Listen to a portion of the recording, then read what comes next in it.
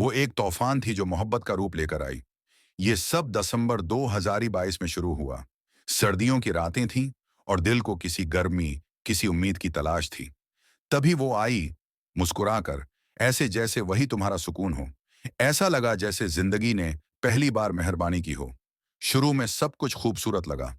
एक हफ्ता, बस एक हफ्ता ऐसा था जैसे ख्वाब जीते हो। इसकी बातें, इसकी तवज्जो, सब कुछ हकीकी लगा। तुमने अपने दिल के दरवाजे खोल दिए, पूरी सच्चाई से मोहब्बत की, मगर एक हफ्ते बाद सब बदलने लगा। इसकी बातों में वो गर्मजोशी न रही, जवाब आना कम हो गए, चेहरे पर अजनबीत, आंखों में दूरी।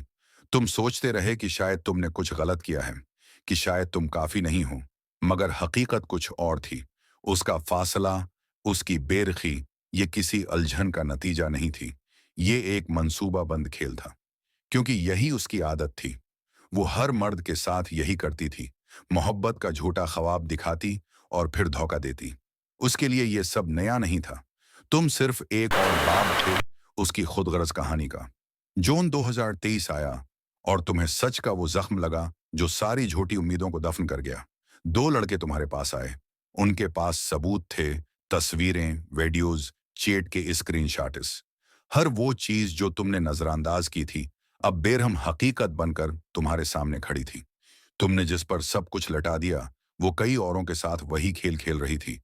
जब तुम मोहब्बत के सपने देख रहे थे, वो झूठ की बुनियाद पर दूसरों के साथ ताल्लुकात बना रही थी। तुम टूट गए, न सिर्फ दिल से, बल्कि जहनी तौर पर भी। तुम्हारी दुनिया जैसे रख गई।